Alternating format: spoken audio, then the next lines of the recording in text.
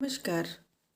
कहानियों की श्रृंखला में आज हम मुंशी प्रेमचंद द्वारा लिखित कहानी ब्रह्म का स्वांग सुनेंगे। अगर आपको मेरा चैनल पसंद आता है और आप मेरे चैनल पर नए हैं तो चैनल को सब्सक्राइब करें, साथ ही लाइक भी करें।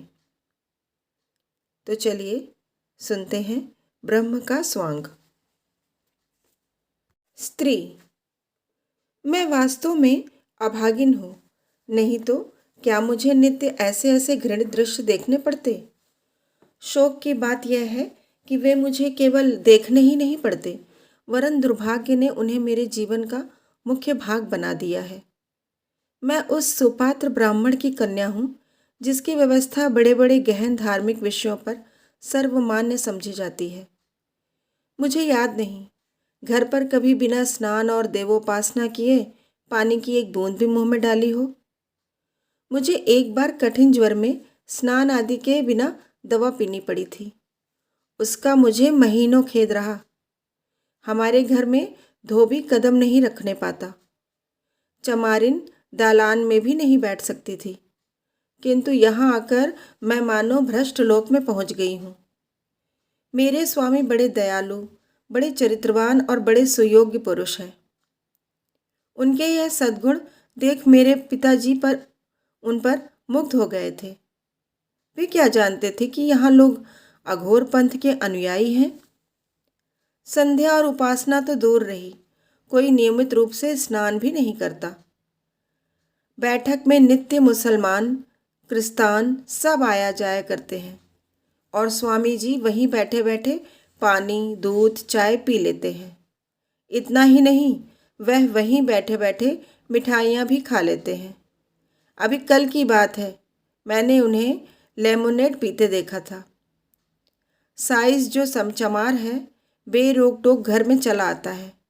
सुनती हूँ वे अपने मुसलमान मित्रों के घर दावतें खाने भी जाते हैं। यह भ्रष्टाचार मुझसे नहीं देखा जाता। मेरा चित्त घृणा से व्याप्त हो जाता है जब वे मुस्कुराते हुए मेरे समीप आ जाते हैं और हाथ पकड़कर अपने समीप बैठा लेते हैं, तो मेरा जी चाहता है कि धरती फट जाए और मैं उसमें समा जाऊं। हाँ, हिंदू जाति, तूने हम स्त्रियों को पुरुषों की दासी बनना ही क्या हमारे जीवन का परम कर्तव्य बना दिया।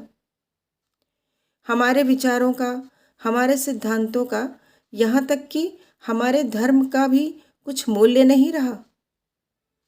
अब मुझे धैर्य नहीं। आज मैं इस अवस्था का अंत कर देना चाहती हूँ। मैं इस आसुरिक भ्रष्ट जाल से निकल जाऊंगी। मैंने अपने पिता की शरण में जाने का निश्चय कर लिया है। आज यहाँ सहभोजन हो रहा है। मेरे पति उसमें सम्मिलित ही नहीं, वरन उसके मुख्य प्रेषकों में हैं। इन्हीं के उद्योग तथा प्रेरणा में यह विधर्मी अत्याचार हो रहा है। समस्त जातियों के लोग एक साथ बैठकर भोजन कर रहे हैं। सुनती हूँ मुसलमान भी एक ही पंक्ति में बैठे हुए हैं। आकाश क्यों नहीं गिर पड़ता? क्या भगवान धर्म की रक्षा करने के लिए अवतार न लेंगे? ब्राह्मण जाति अपने निजी बंधुओं के सिवाय अन्य ब्राह्मणों का भी पकाया भोजन नहीं करती। वही महान जाति इस अधोगति को पहुंच गई कि वे कायस्थों, बनियों, मुसलमानों के साथ बैठकर खाने में लेश मात्र भी संकोच नहीं, बल्कि इसे जातीय गौरव, जातीय एकता का हेतु समझती है। पुरुष। वह कौन शुभ घड़ी होगी कि इस देश की स्त्रियों में ज्ञान का उदय होगा और वे राष्ट्रीय संगठन में पुरुषों की सहायता करेंगी। हम कब तक ब्राह्मणों के गोरख धंधे में फंसे रहेंगे? हमारे विवाह प्रवेश कब तक जानेंगे कि स्त्री और पुरुषों के विचारों की अनुकूलता और समानता गोत्र और वर्ण से कहीं अधिक महत्व रखती है। यदि ऐसा ज्ञात होता तो मैं वृंदा का पति न होता और न वृंदा मेरी पत्नी। हम दोनों के विचारों में जमीन और आसमान का अंतर है। यद्यपि वह प्रत्यक्ष नहीं कहती, किंतु मुझे विश्वास है कि वह मेरे विचारों को घृणा की दृष्टि से देखती है। मुझे ऐसा ज्ञात होता है कि वह मुझे स्पर्श भी नहीं करना चाहती। यह उसका दोष नहीं, यह हमारे माता पिता का दोष है, जिन्होंने हम दोनों पर ऐसा घोर अत्याचार किया। कल वृंदा खुल पड़ी। मेरे कई मित्रों ने सहभोज का प्रस्ताव किया था। मैंने उसका सहर्ष समर्थन किया। कई दिन के वाद विवाद के पश्चात अंत को कल कुछ गिने गिनाए सज्जनों ने सहभोज का सामना कर ही डाला। मेरे अतिरिक्त केवल 4 और सज्जन ब्राह्मण थे, शेष अन्य जातियों के लोग थे। यह उदारता वृंदा के लिए असह्य हो गई। जब मैं भोजन करके लौटा तो वह ऐसी विकल थी मानो उसके मर्म स्थल पर आघात हुआ हो। मेरी ओर विषादपूर्ण नेत्रों से देखकर बोली, अब तो स्वर्ग का द्वार अवश्य खुल गया होगा। यह कठोर शब्द मेरे हृदय पर तीर के समान लगा। ऐंठ कर बोला, स्वर्ग और नरक की चिंता में वे रहते हैं जो अपाहिज हैं, कर्तव्यहीन हैं, निर्जीव हैं। हमारा स्वर्ग और नरक सब इसी पृथ्वी पर है। हम इस कर्म क्षेत्र में कुछ कर जाना चाहते हैं। वृंदा, धन्य है आपके पुरुषार्थ को, आपके सामर्थ्य को। आज संसार में सुख और शांति का साम्राज्य हो जाएगा। आपने संसार का उद्धार कर दिया। इससे बढ़कर उसका कल्याण क्या हो सकता है? मैंने झुंझलाकर कहा, अब तुम्हें इन विषयों के समझने की ईश्वर ने बुद्धि ही नहीं दी, तो क्या समझाऊं? इस पारस्परिक भेदभाव से हमारे राष्ट्र की जो हानि हो रही है, उसे मोटी से मोटी बुद्धि का मनुष्य भी समझ सकता है। इस भेद को मिटाने से देश का कितना कल्याण होता है, इसमें किसी को संदेह नहीं। हाँ, जो जानकर भी अनजान बने, उसकी बात दूसरी है। वृंदा, बिना एक साथ भोजन किए परस्पर प्रेम उत्पन्न नहीं हो सकता। मैंने इस विवाद में पड़ना अनुपयुक्त समझा। किसी ऐसी नीति की शरण लेनी आवश्यक जान पड़ी जिसमें विवाद का स्थान ही न हो। वृंदा की धर्म पर बड़ी श्रद्धा है। मैंने उसी के शास्त्र से उसे पराजित करना निश्चय किया। बड़े गंभीर भाव से बोला, यदि असंभव नहीं तो कठिन अवश्य है। किंतु सोचो तो, यह कितना घोर अन्याय है कि हम सब एक ही पिता की संतान होते हुए एक दूसरे से घृणा करें, ऊंच नीच की व्यवस्था में मग्न रहें। यह सारा जगत उसी परम पिता का विराट रूप है। प्रत्येक जीव में उसी परमात्मा की ज्योति आलोकित है। केवल इसी भौतिक पर्दे ने हमें एक दूसरे से पृथक कर दिया है। यथार्थ में हम सब एक हैं। जिस प्रकार सूर्य का प्रकाश अलग अलग घरों में जाकर भिन्न नहीं हो जाता, उसी प्रकार ईश्वर की महान आत्मा पृथक पृथक जीवों में प्रविष्ट होकर विभिन्न नहीं होती। मेरी इस ज्ञान वर्षा ने वृंदा के शुष्क हृदय को तृप्त कर दिया। वह तन्मय होकर मेरी बात सुनती रही। जब मैं चुप हुआ तो उसने मुझे भक्ति भाव से देखा और रोने लगी। स्त्री, स्वामी के ज्ञानोपदेश ने मुझे सजग कर दिया। मैं अंधेरे कुएं में पड़ी थी। इस उपदेश ने मुझे उठाकर पर्वत के ज्योतिर्मय शिखर पर बैठा दिया। मैंने अपनी कुलीनता से, झूठे अभिमान से, अपने वर्ण की पवित्रता के गर्व में कितनी आत्माओं का निरादर किया। परमपिता, तुम मुझे क्षमा करो। मैंने अपने पूज्यपाद पति से इस अज्ञान के कारण जो अश्रद्धा प्रकट की है, जो कठोर शब्द कहे हैं, उन्हें क्षमा करना। जब से मैंने ये अमृतवाणी सुनी है, मेरा हृदय अत्यंत कोमल हो गया है। नाना प्रकार की सत्कल्पनाएं चित्त में उठती रहती हैं। कल धोबिन कपड़े लेकर आई थी। उसके सिर में बड़ा दर्द था। पहले मैं उसे इस दशा में देखकर कदाचित मौखिक संवेदना प्रकट करती अथवा मेहरी से उसे थोड़ा तेल दिलवा देती, पर कल मेरा चित्त विकल हो गया। मुझे प्रतीत हुआ मानो यह मेरी बहन है। मैंने उसे अपने पास बैठा लिया और घंटे भर तक उसके सिर में तेल मलती रही। उस समय मुझे जो स्वर्गीय आनंद हो रहा था वह अकथनीय है। मेरा अंतःकरण किसी प्रबल शक्ति के वशीभूत होकर उसकी ओर खींचा चला जाता था। मेरी ननद ने आकर मेरे इस व्यवहार पर कुछ नाक भौं चढ़ाई, पर मैंने लेश मात्र भी परवाह न की। आज प्रातःकाल कड़ाके की सर्दी थी, हाथ पांव गले जाते थे। मेहरी काम करने आई तो खड़ी कांप रही थी।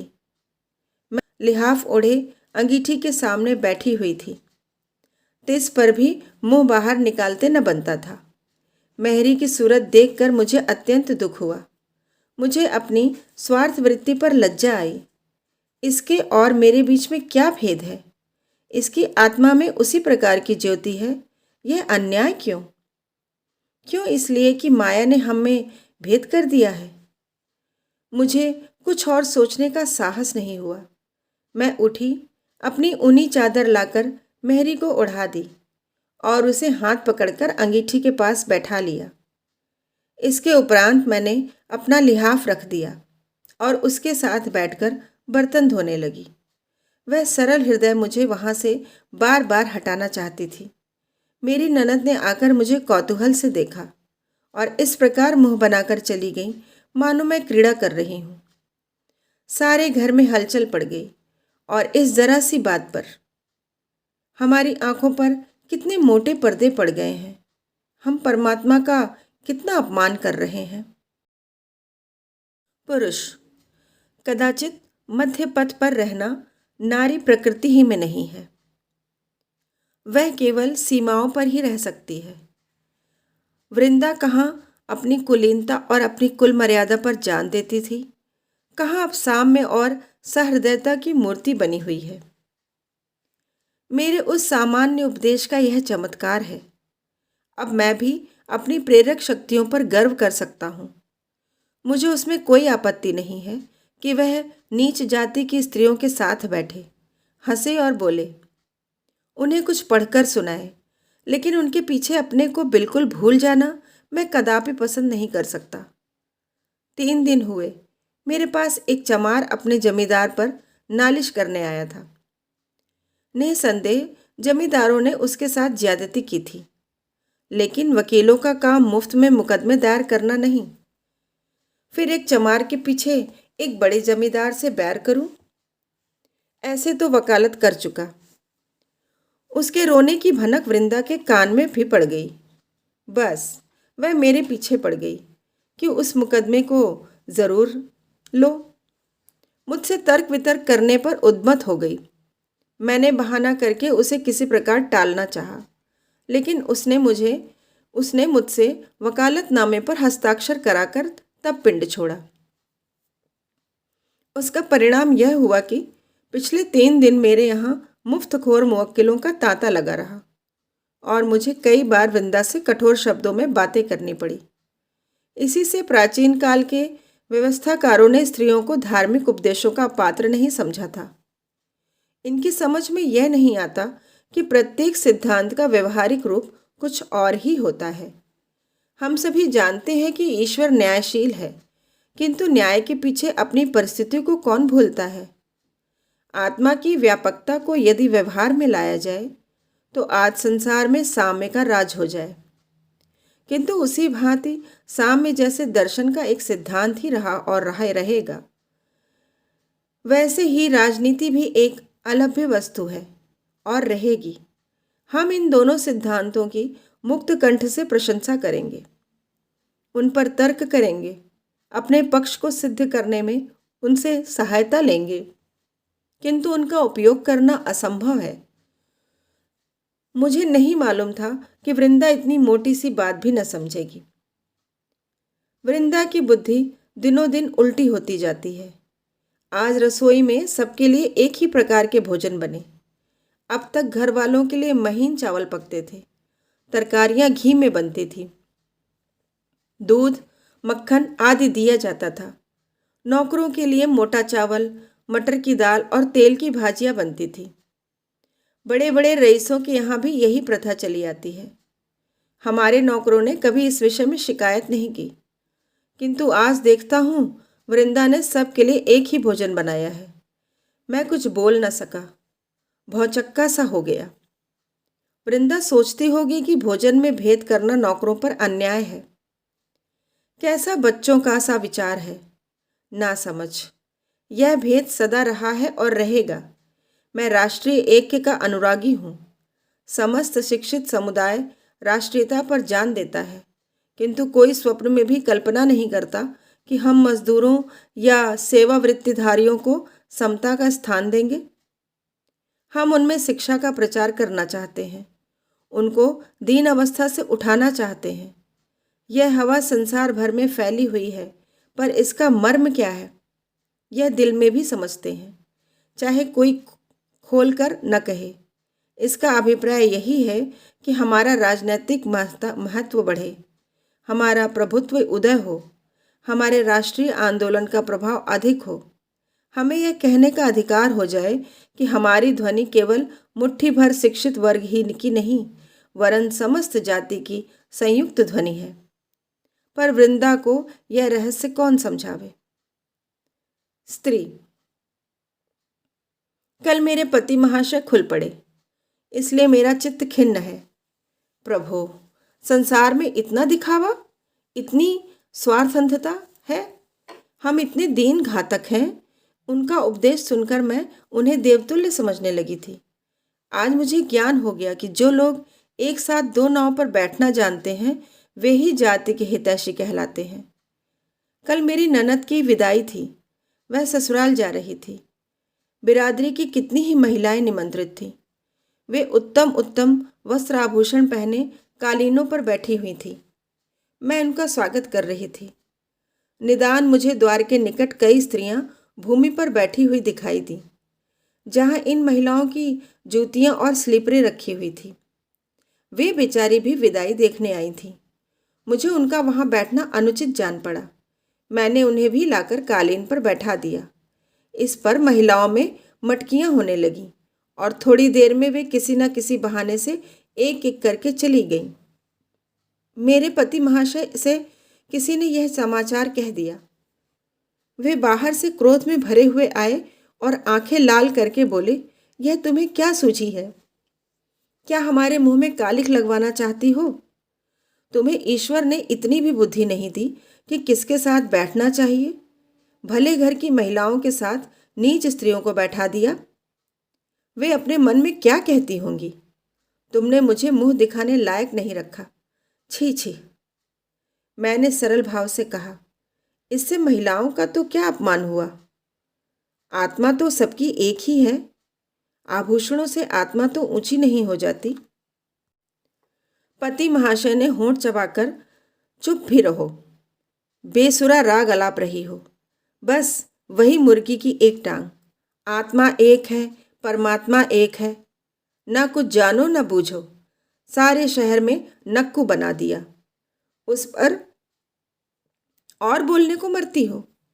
उन महिलाओं की आत्मा को कितना दुख हुआ, कुछ इस पर भी ध्यान दिया? मैं विस्मित होकर उनका मुंह ताकने लगी। आज प्रातःकाल उठी तो मैंने एक विचित्र दृश्य देखा।